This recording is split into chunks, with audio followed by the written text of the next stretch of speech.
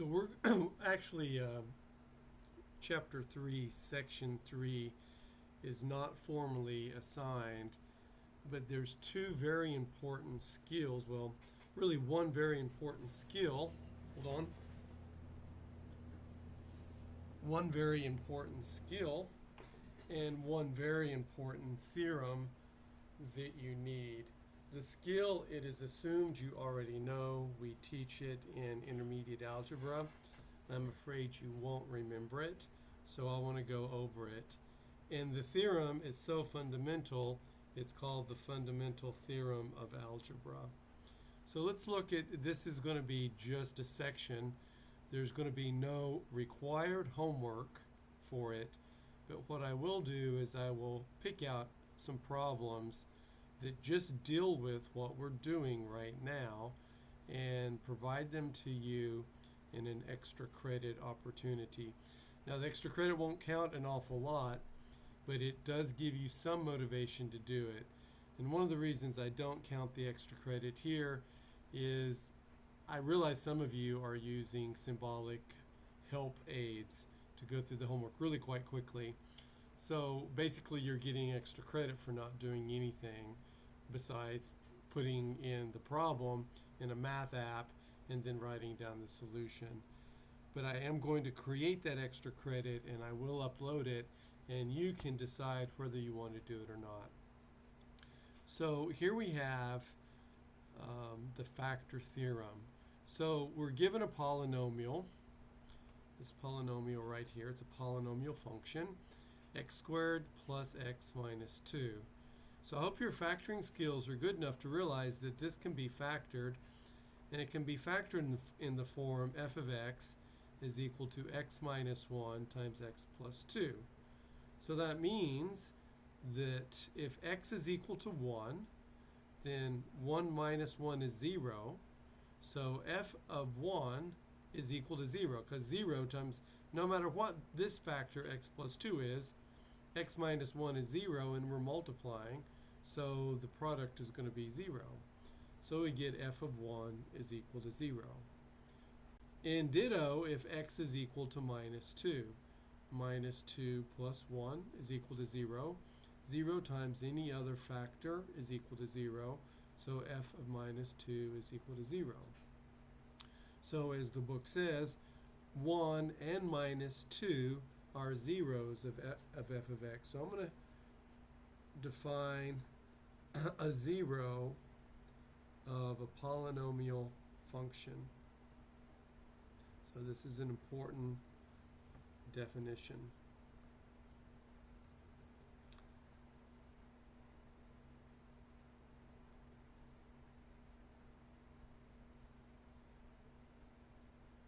So zeros are also called, I guess I'm just going to use AKA, also known as roots.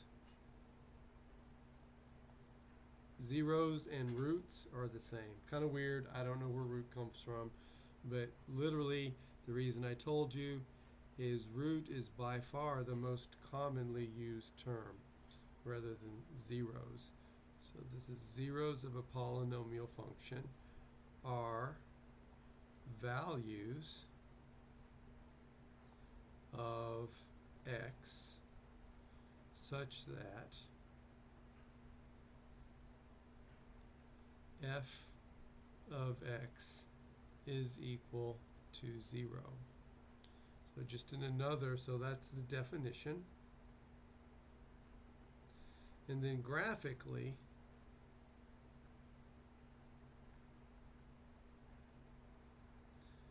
zeros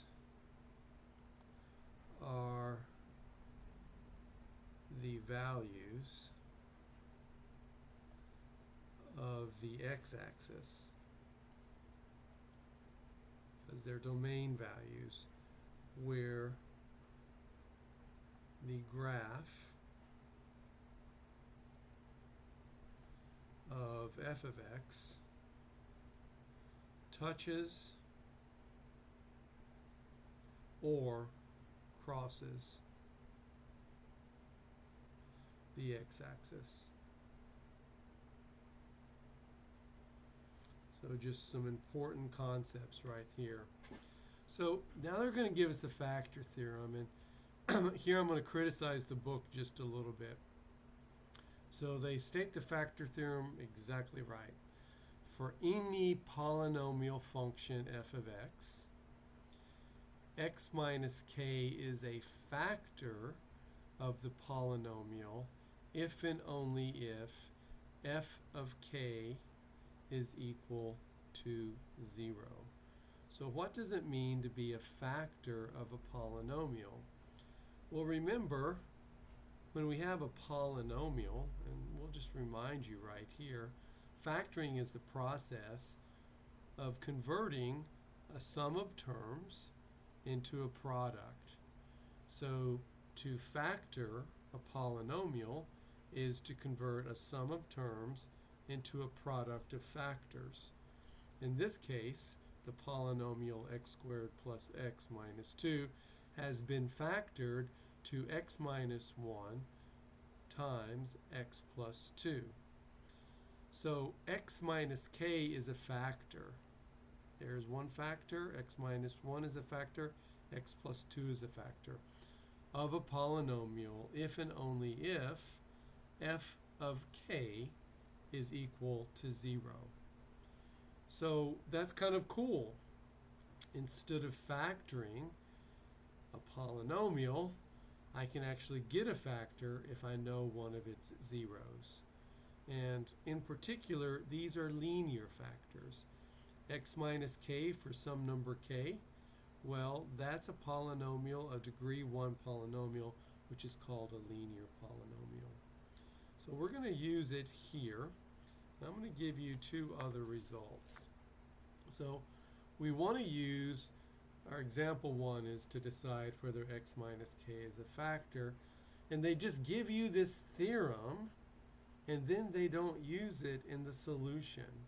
So we're going to both use it in the solution and factor. They talk about the remainder theorem. So let me give you, let's look and see what it says right here. So determine whether x minus 1 is a factor of each polynomial. So by the factor theorem, notice it says if and only if. That's a really strong statement in math. So all I have to do in this particular case is, let's use the theorem. So x minus k, and we're given whether we should decide whether x minus 1 is a factor. So in this case, k is equal to 1. I hope you can just see that just by matching. So determine whether x minus 1 is a factor of the polynomial. Well, by the theorem it says it is indeed a factor if f of k, in other words f of 1, is equal to 0. If and only if. And here's my criticism of what they do next. By the factor theorem, x minus 1 will be a factor if f of 1 is equal to 0. That's only halfway correct. By the factor theorem, x minus 1 will be a factor if and only if f of 1 is equal to 0. And that's a much stronger statement. So we'll literally use the factor theorem, and then we're going to use polynomial division, and that's the major skill I'm going to teach you in this mini lecture, how to use polynomial division, not synthetic division, just plain old polynomial division, and I will tell you what the remainder theorem is, because I don't recall mentioning it. And these skills will be important, I think, in what we're going to do in 3.4. So let's bring this up. So let's use the factor theorem. So we're given that f of x is equal, we're just going to do a and b, but I'm going to look at a right now, 2x to the fourth plus 3x cubed minus 5x plus 7. So we want to evaluate f of 1. Because we're asking, it's being asked whether x minus 1 is a factor. So that means k is equal to 1. So we evaluate f of k to see if indeed it is a factor. Well, we're going to do this in our head. 2 times 1 to the 4th is 2. Plus 3 times 1 squared is 3. Minus 5 times 1 is 5. Plus 7. Well, 2 plus 3 is 5. And 5 minus 5 is 0. And 0 plus 7 is equal to 0. So that we have f of 1 is equal to 7. And clearly 7 is not equal to 0. So we're going to use the theorem to make a conclusion. Hence, by the factor theorem,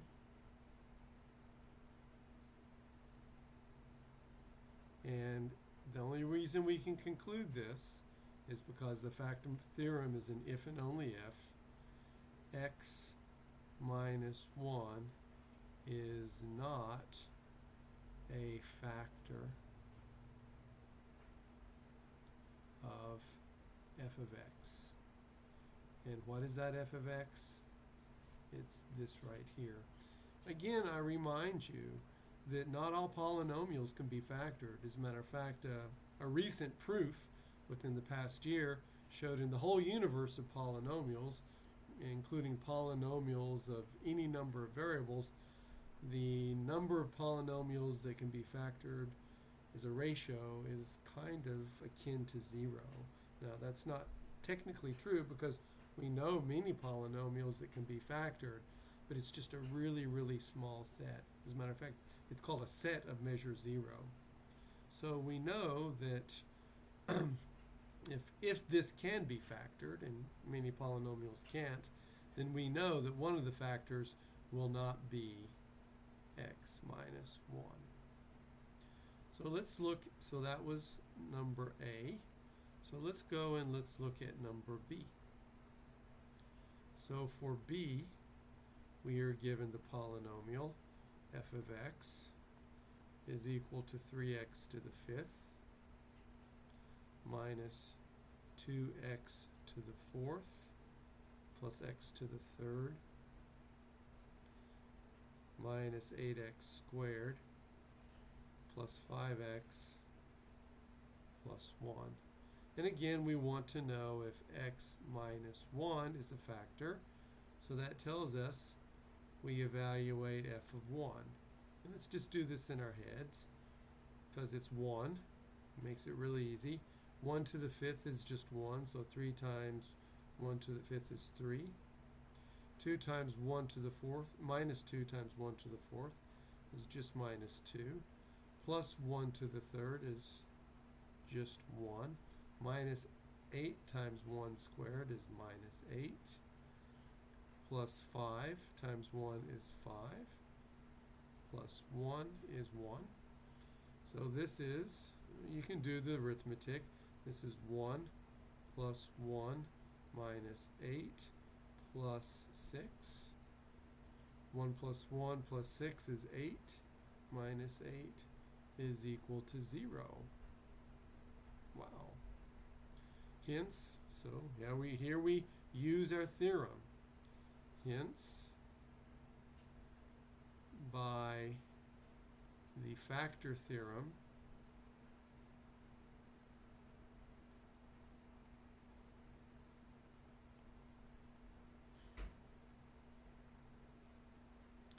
x minus 1 is a factor of f of x. And in this time the f of x is this. So let's see again what they ask us to do. So use synthetic division and the remainder theorem to decide. How odd. Not only do they flub it up by the factor theorem, x minus 1 will be a factor if f of 1 is equal to 0. The if and only if that they don't write here tells us that if f of 1 is not 0, then x minus 1 is not a factor. And that's the only time you can conclude the negative is if it's an if and only if. So this is a flub up. Bad, bad, bad Pearson. Synthetic division, we don't actually teach you that in intermediate algebra. We teach you full-blown polynomial division, which I'm going to do in just a second. I'm going to give you 3 examples. Let me just use the mouse. Sometimes it's so much easier. There we go. So I'm going to give you the remainder theorem. Remainder theorem.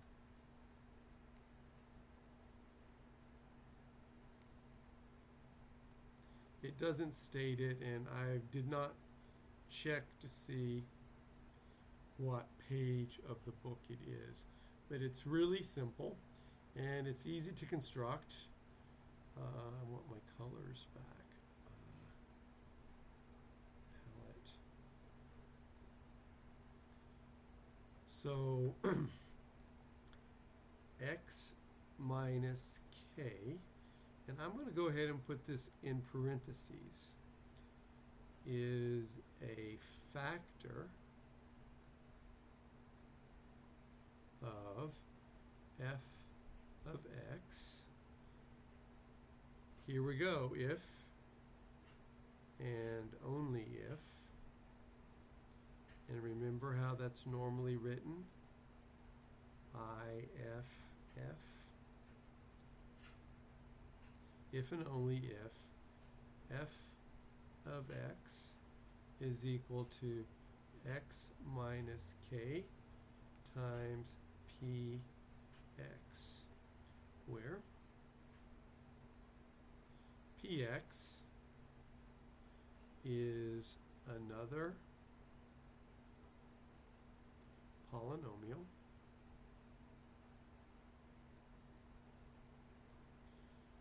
of lesser degree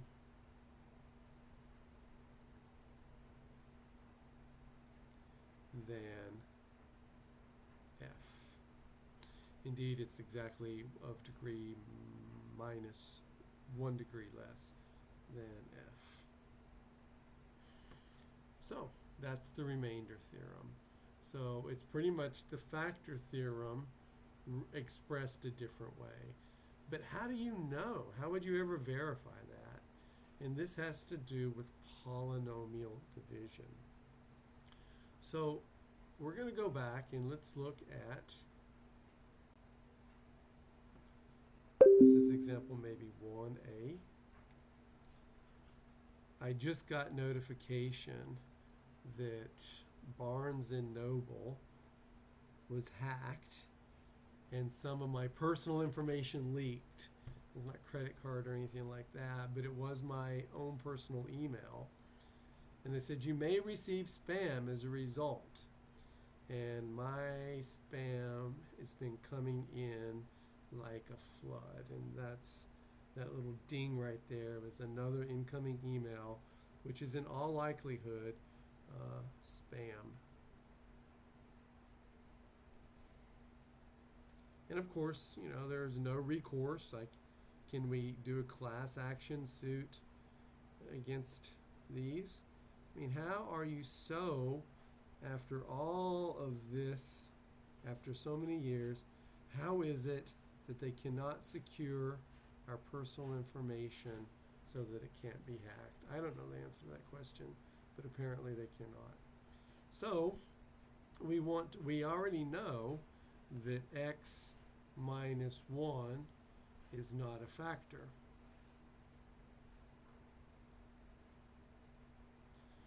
So let me emphasize something by the factor theorem. Notice this is plus 0.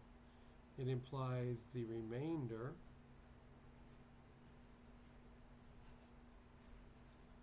is 0. So it's just the product of two polynomials plus a 0 remainder. So remainder is 0. That's kind of going to be a big deal right here. So by using the remainder theorem, we need to be able to divide f of x by x minus 1 to see what the remainder is. And this is how it's going to happen. So we make a division where it's long division.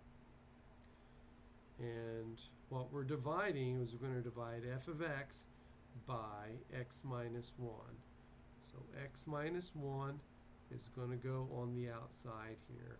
You can put it in parentheses or not, it doesn't matter. And under here is the polynomial. But every power, this is a degree 4,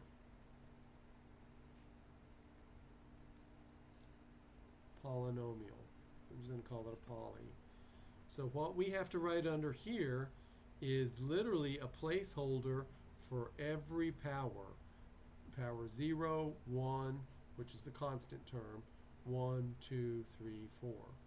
So it's not going to be difficult, but it is in this particular case going to require that we do something.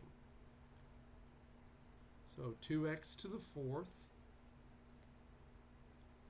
So now I need to write the degree 3 term. But there is no degree 3 term. This is degree 4. This is degree 2. This is degree 1.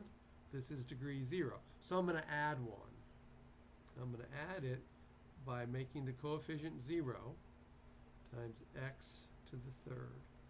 Now I just grab the degree 2 term and then the degree 1 term and then the degree 0 term. So there I have it.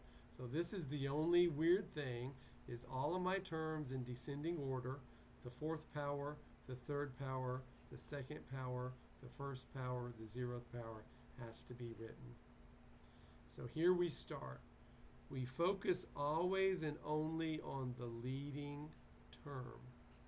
So they talk about synthetic division, and we could use synthetic division to do this. But synthetic division only works when you are dividing a polynomial by a binomial. And that's the reason we don't bother to teach you, because with just a little bit more practice, we can teach you the full-on division of polynomials without using synthetic division that extends to any division besides division by a linear factor. So what we do is we focus on the x. So we come over here and I take my leading term, 2x to the 4th, and I divide by my leading term, x. Well, 2x to the 4th divided by x is 2x to the 3rd. So that's what I write up here. Let me choose a different color for all of the upper stuff. So 2x to the 3rd. And now I just multiply 2x to the 3rd by x minus 1. So 2x to the 3rd times x is 2x to the 4th. That's by design. When you multiply this by the leading term, you're always going to get 2x to the 4th, or the term you're wanting to cancel. And then 2x to the 3rd times minus 1 is minus 2x to the 3rd. So we're going to draw a subtraction line. Now here's the trick. If you don't do this, you'll probably get it wrong. We're subtracting the polynomial on top, the original f of x, minus this polynomial, 2x to the 4th minus 2x to the 3rd. And the easiest way to do it will be to change the signs of the polynomial that you are subtracting from f of x. So you change the signs and you add. So let's do that. 2x to the fourth minus 2x to the fourth is 0. 0x to the third plus 2x to the third is plus 2x to the third. And all of these are considered zeros here. So I'm going to just go ahead and bring these down because I'm just adding them to 0. Okay, so now I'm down to the next line. Now my leading term is 2x to the third. So I come over here and I take 2x to the third and I divide it by x. Why x? Because it's my leading term here. So 2x to the third divided by x is 2x squared.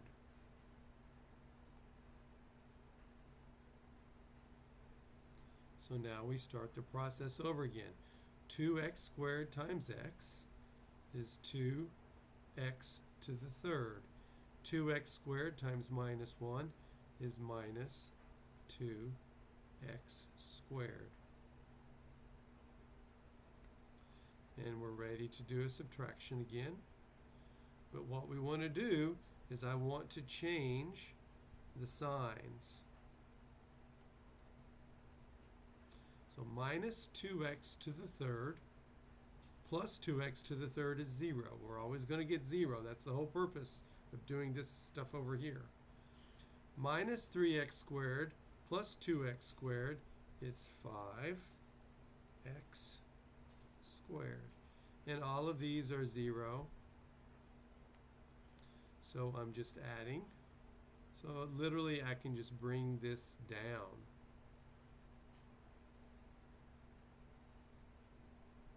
So, not quite ready to do that yet. Let's do another one. Now I have 5x squared. So coming over here,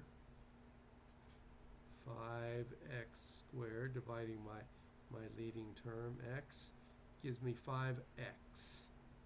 5x squared divided by x is 5x.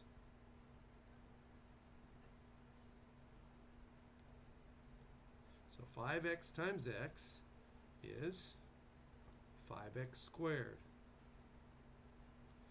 5x times minus 1 is minus 5x. Now we're ready to do the subtraction. So we want to change the signs. That becomes a minus, and that becomes a plus, and now we add. So I get 0 and 0. I'm adding all the way down, and 7.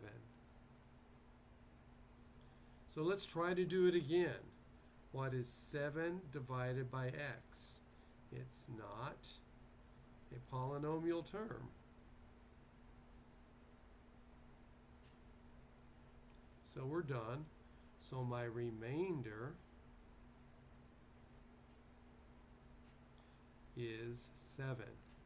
Now, does that surprise you that when we actually looked at f of 1, we got 7? And right there is the remainder. Because we're really looking for a remainder of 0, but we didn't get a remainder of 0. We got a remainder of 7. So now let's go ahead and do another example, this time one that will work. So this is going to be example B. And our polynomial, just looking at the polynomial here from my notes, is f of x is equal to 3x to the fourth. That's not it. 3x to the fifth minus 2x to the fourth plus x cubed minus 8x squared plus 5x plus 1. So again, we want to know, is x minus 1 a factor?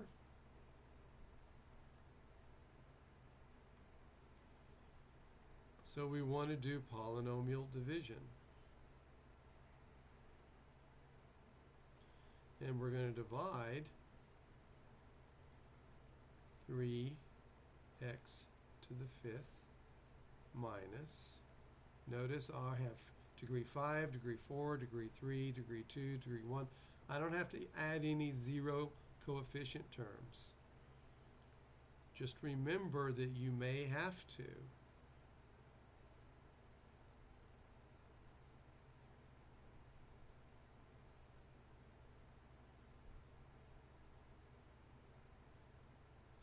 And so this is our numerator, and this is our denominator.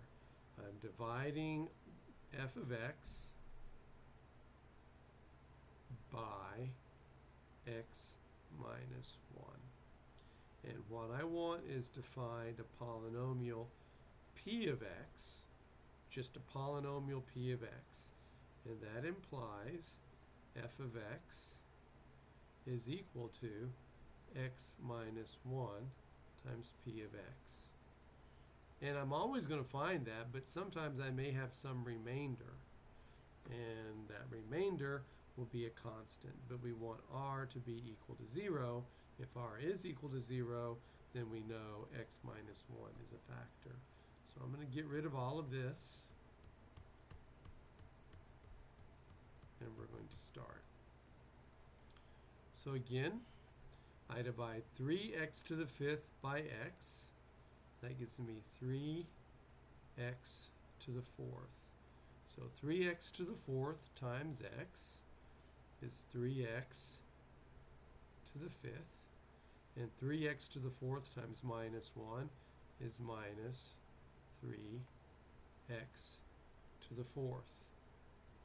Now we're going to be doing a subtraction here. But before we do so, we want to change signs. So I'm going to change that to minus. I'm going to change this to plus, and I'm going to add. So that becomes 0. 3x to the 4th minus 2x to the 4th is x to the 4th. So x to the 4th divided by x is plus x cubed. Now x cubed times x is, so we go ahead, I didn't do it, sometimes I forget. So we subtract all of these, we bring all of these down too.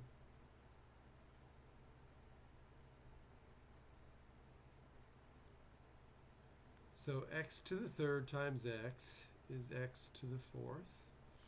X to the 3rd times minus 1 is minus x to the 3rd. So we're getting ready to do a subtraction. But before we do that, it's going to be, I think, a good idea to remember to change the signs. This is where always, if I do this in my head, this is where I always make the mistake, and it's where most students make the mistake too. So x to the 4th minus x to the 4th is 0. X to the 3rd plus x to the 3rd is 2x to the 3rd. Remember, all of these are zeros, so I'm just adding.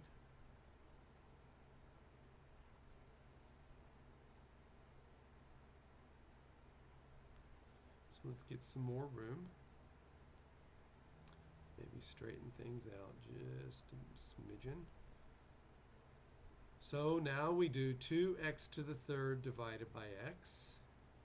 So 2x to the 3rd divided by x is plus 2x squared. So 2x squared times x is 2x cubed. It always has to be that. 2x squared times minus 1 is minus 2x squared. So So again, we're getting ready to do our subtraction line. But I'm going to remember to change my signs. Let's keep them all in red and consistent. And now I'm just going to add. So 2x to the third minus 2x to the third is 0. Minus 8x squared plus 2x squared is minus 6x squared. Of course, these are just zeros here. Plus 5x plus 1. So minus 6x squared divided by x is minus 6x. So minus 6x times x is minus 6x squared. Minus 6x times minus 1 is plus 6x. So again, we get ready and we do the subtraction. But remember, and we change our signs.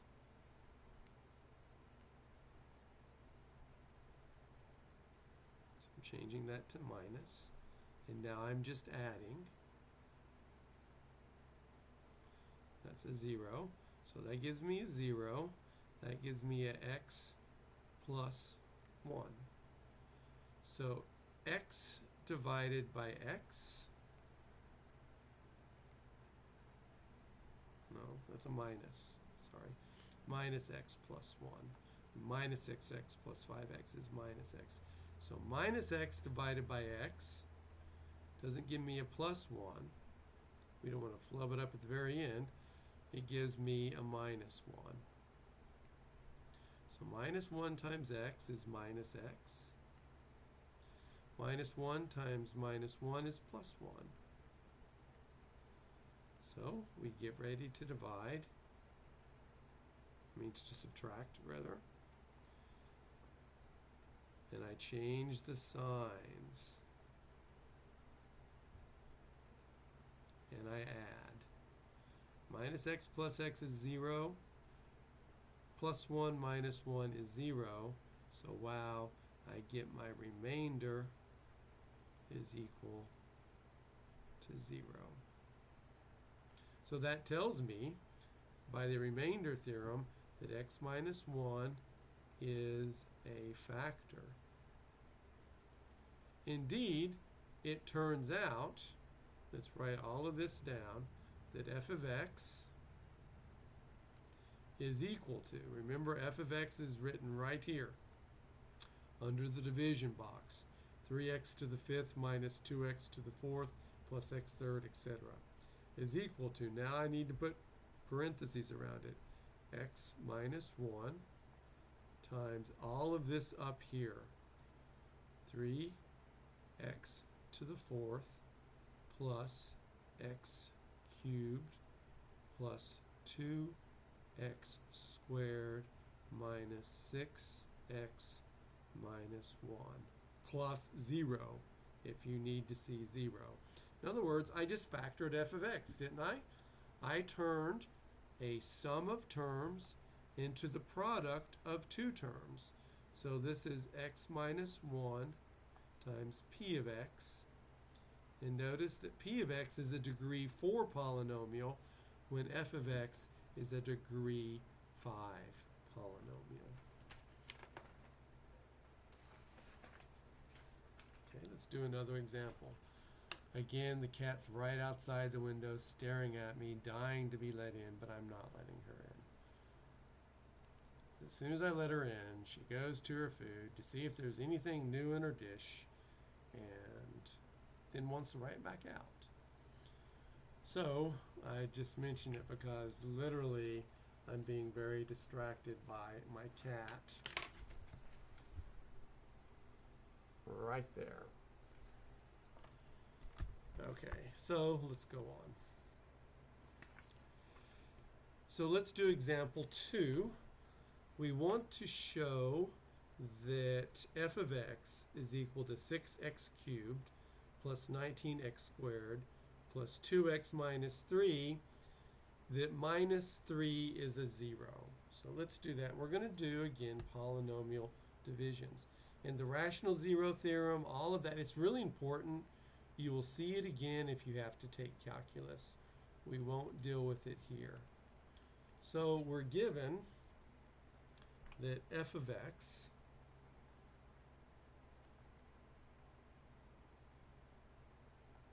is equal to 6x cubed plus 19x squared plus 2x minus 3, that minus 3 is a root or a 0. Now what's the easiest way to do that? The easiest way is to use the factor theorem and show that f of minus 3 is equal to 0. That's easy. Easy, easy. But we're going to use it, we're going to do it by the remainder theorem. So if x minus 3 is a root, that means k is equal to minus 3. So what we want to check is that x minus k is a factor. So x minus k is the same as x plus 3. So what we want to do is we want to divide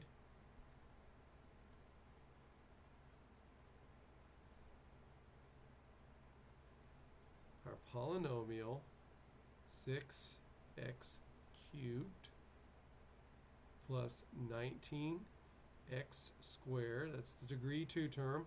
I have a degree 1 term, so there's no need to enter in any 0 coefficients, minus 3. And I want to make sure that it's divisible by x plus 3. So I want to challenge you to try to do this one on your own.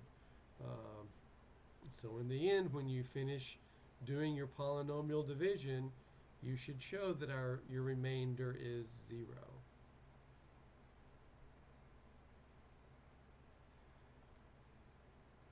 Okay, so I'm hoping you did it on your own. So 6x cubed divided by x is 6x squared. 6x squared times x is 6x cubed. It always has to be that way. 6x squared times 3 is plus 18x squared. So we're ready to do our division. I keep saying division. The whole thing is doing division. We're ready to do our subtraction. And to do our subtraction, we change the signs.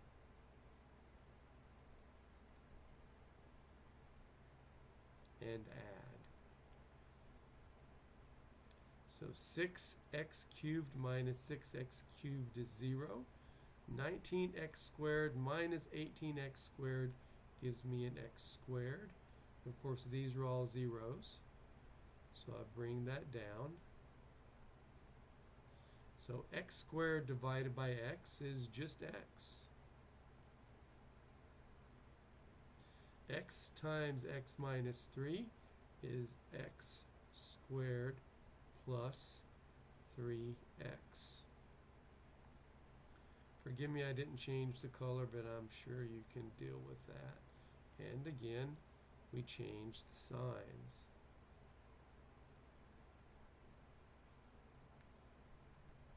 And add, remembering that that's a 0.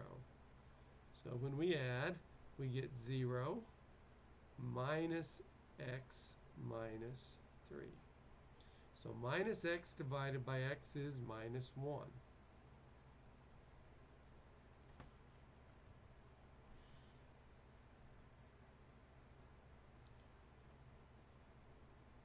So minus 1 times x minus 3 is minus x minus 3. And clearly, if I subtract the same thing from the same thing, I get 0.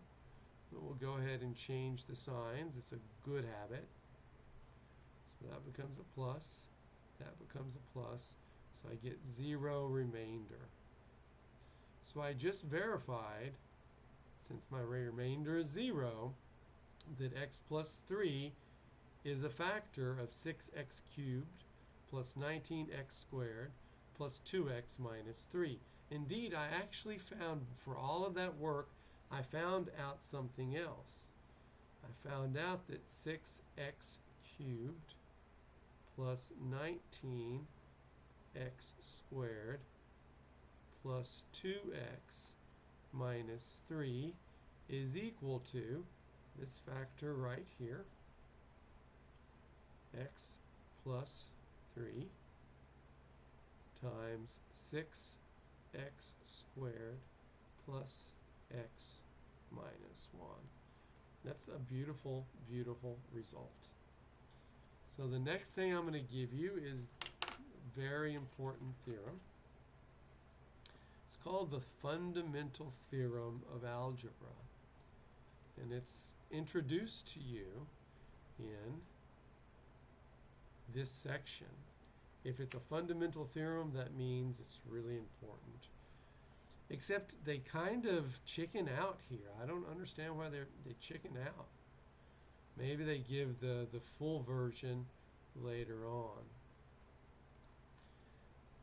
This is only part of the fundamental theorem of algebra.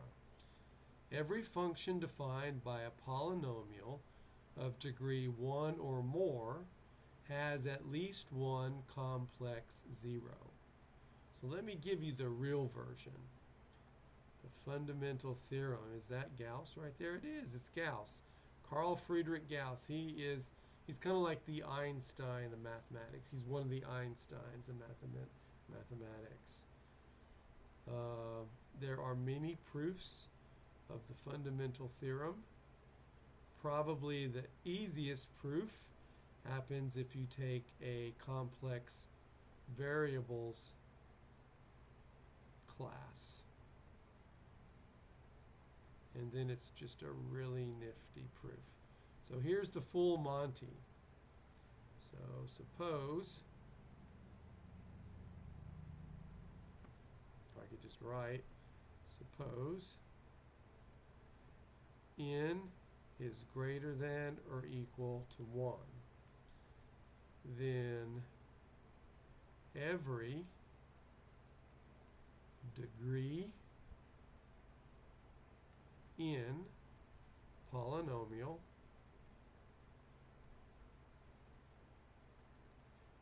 has, here's the new addition, at most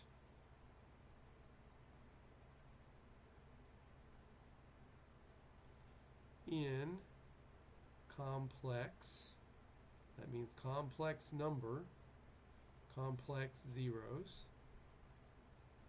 Remember, those are also known as roots. And here I'm adding in the bit given you, at least 1. So it has at least one complex root or complex 0, but at most n. And that is the fundamental theorem of algebra. It's absolutely fundamental, and you would be surprised how much can be proven by that theorem. So you are held responsible for this material in the sense that you will be required to do it in section 3.4. You won't be held responsible to the homework. It will be given to you as a bonus homework. But remember how I like to put mathematical reasoning questions? Don't be surprised, hint, hint, wink, wink, if you are given a mathematical reasoning problem that is answered by appealing to the fundamental theorem of algebra in this full or complete form. Now I can let in the cat.